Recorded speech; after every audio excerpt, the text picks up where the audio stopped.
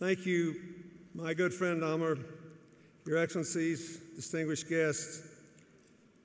I am honored to be here at the 5th Annual Global Competitiveness Forum. I want to begin by congratulating the Kingdom and all those who worked on the 10 by 10 program. I like programs that keep score and measure progress. And I think it is truly astonishing when you look at the record that you have here seen them move from 67th to 11th in the World Bank rankings of competitiveness in 5 short years. I think that innovation had a lot to do with it, and I want to try today, because we're going to have questions and answers, to put innovation into some sort of context and to argue to you that in an interdependent world,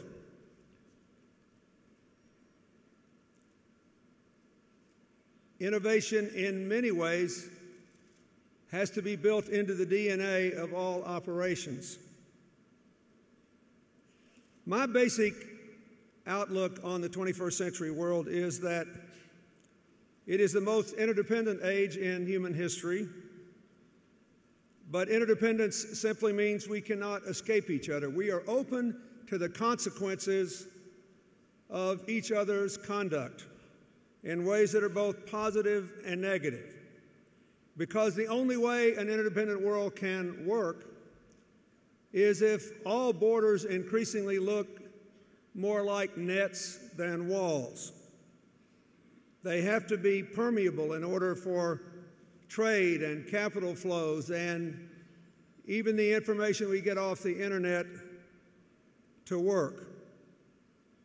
And yet, it is obvious that, defined in that way, the 21st century's notion of interdependence may or may not turn out to be a good thing. And I think after 1 decade, we would all have to admit that for most of us in this room, it has been a magnificent thing. Otherwise, we wouldn't be at this conference. But that for the world at large, it is a mixed blessing. And occasionally for us, it is. I know that we all feel a great sense of solidarity and support for the President and the people of Russia today as they cope with the aftermath of the bombing at the airport. That airport bombing reflects innovation in an age of interdependence. The idea that people are coming and going all the time into Russia as it has risen from the economic doldrums in the immediate aftermath of the Cold War makes the airport a remarkable symbol. Also, it means that even a state that attempts to be strong, almost authoritarian, has limits on the extent to which it can permit the free flow of people and information and technology and avoid the destructive consequences of those who believe that their identity requires them to tear down instead of build up. Yesterday, when I arrived here, I was looking at the television at one of the English language channels. I believe it was CNN, but I'm not sure,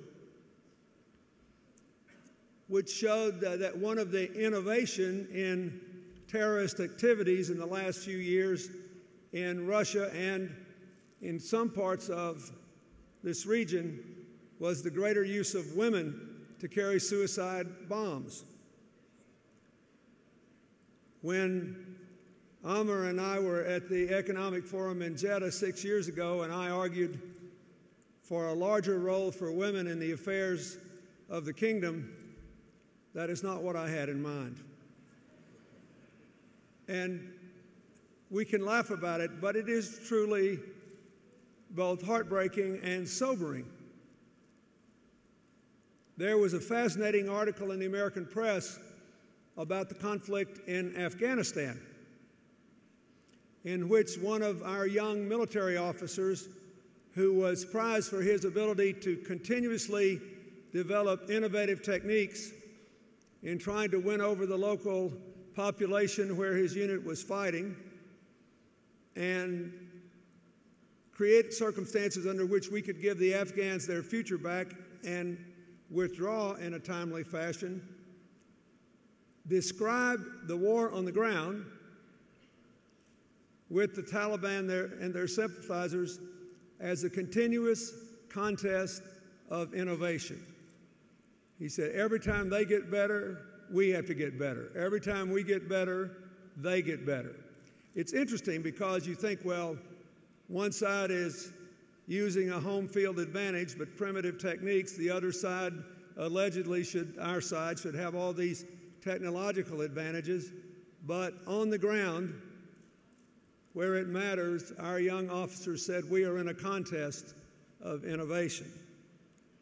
I say that not to impose a negative feeling on this meeting, but to give you a greater sense of urgency about the profound importance of the 10 by 10 program, of the modernization movement here in Saudi Arabia and throughout the region, and of the key role of innovation in that movement.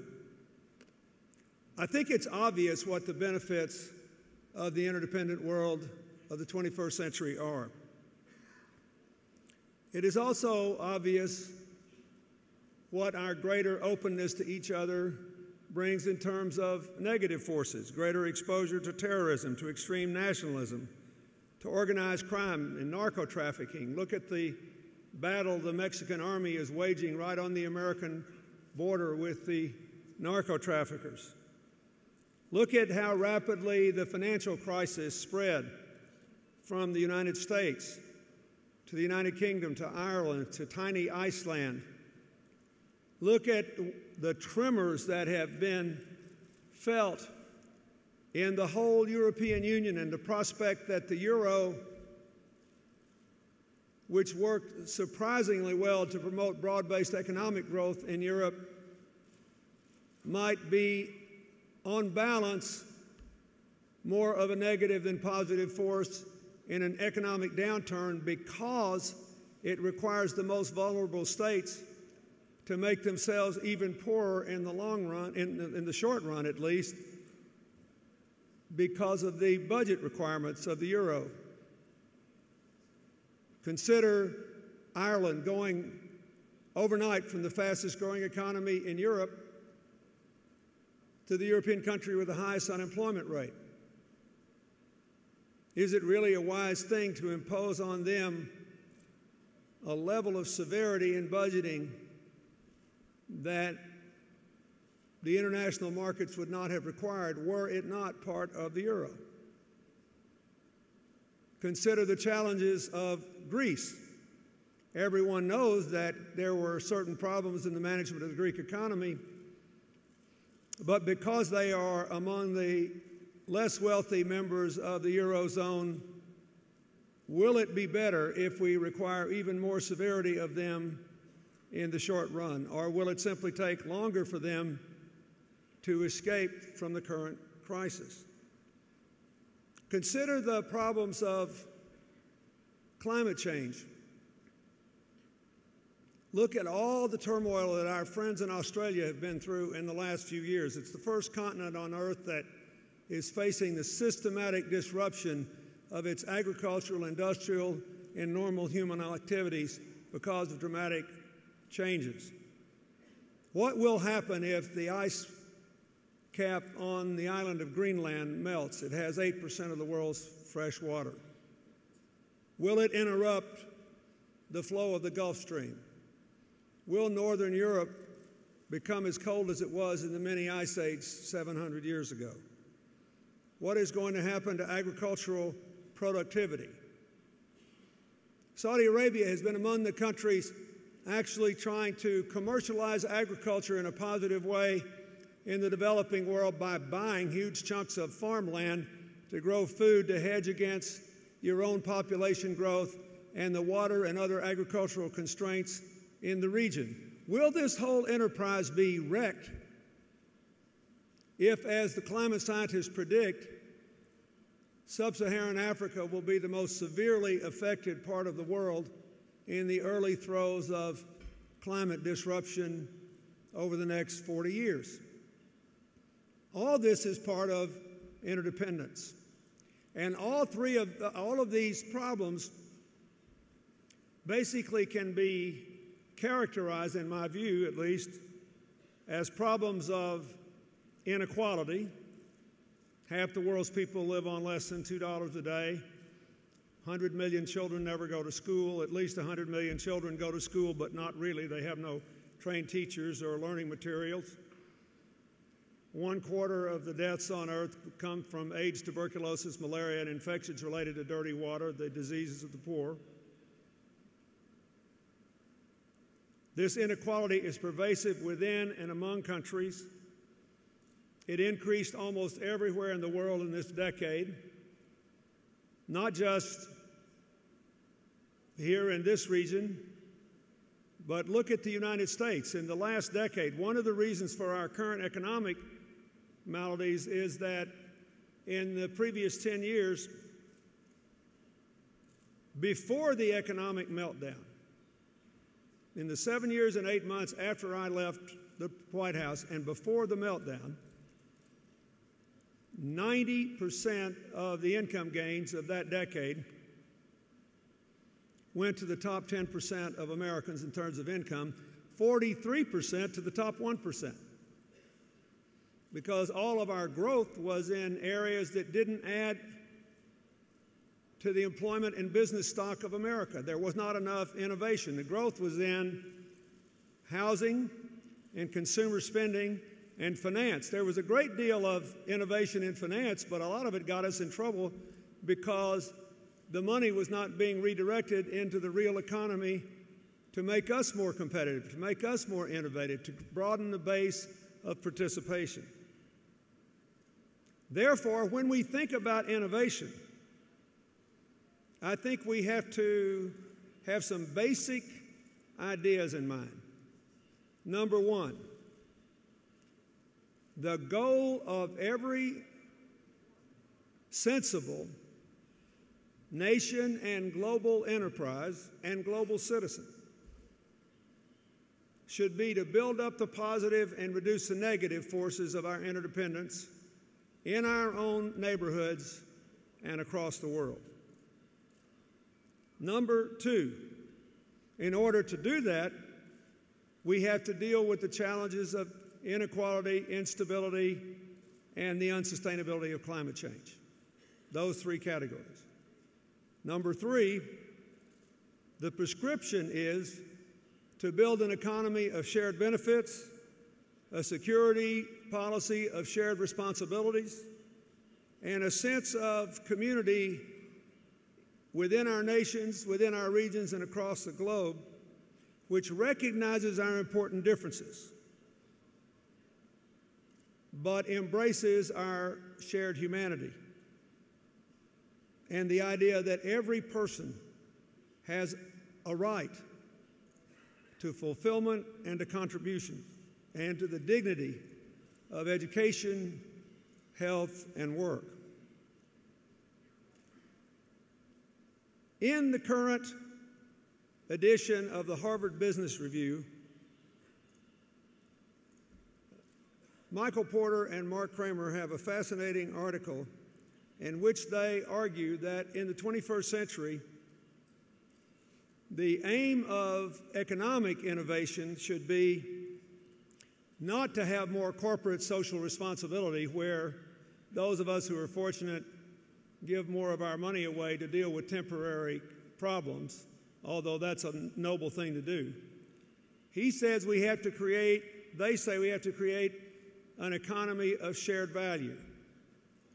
that we have to build into our economic policy making the idea that we are creating a future in which more and more and more people have something to look forward to when they get up in the morning. If you really think about it, let's take Russia. Whether or not this airport bombing was done by people who are pursuing some of the internal nationalist politics or not, we know all the problems they've had in the past with the Chechens and others. Why is that? Those people didn't feel that they had a future the way the system was working. They didn't see, as we do, what they were doing as destructive. They thought it was their best alternative to give meaning to their lives. I do not believe that people are naturally prone to destroy each other as a way of providing self-worth and identity. Largely it happens because of economic or political or social constraints that do not permit everyone to participate in a positive shared future. So whenever anyone asks me what I think about anything going on in the world, I have a little program that ticks on in my brain, and I ask myself, will this build up the positive and reduce the negative forces of interdependence? Will it reduce inequality, instability, and unsustainability? Will it build a future of shared opportunities, shared responsibilities, and shared community? And if the answer is yes, I'm for it. If the answer is no, I am not. Now, in that context,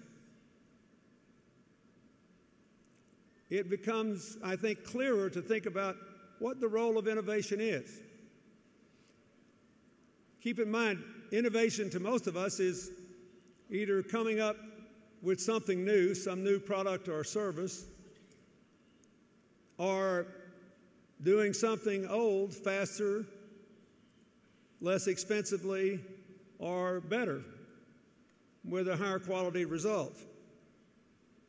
I believe that if that is our definition, then all public and private policy should be devoted to integrating a continuous process of innovation. Now, last year we had some astonishing breakthroughs in science in the world. And for those of us who follow such things, it was exhilarating. We learned, for example, as a result of ongoing research in the Human Genome Project, that the genome of every person on planet Earth, except those who are 100% sub-Saharan Africans, that is, from the dawn of time 150,000 years ago, the rise of Homo sapiens, there has never been any other mixture in the bloodline of people, except for those people. All the rest of us, which includes, as nearly as I can tell, everyone in this room, owe between 1 and 4% of our human genome to our pre-human ancestors, the Neanderthals. Rather sobering, actually. Why is that? Because for 40,000 years, out of sub-Saharan Africa, the rest of the earth was cohabited by humans and Neanderthals. Now, this has enormous implications for biomedical research and other things. What else do we learn? In the area of astrophysics, we learned that we've discovered a planet in the Milky Way, outside our own solar system, that appears to have conditions almost identical to the climatic and pressure conditions that exist on planet Earth, the only other planet so far identified in any galaxy that might permit the conditions of life to exist.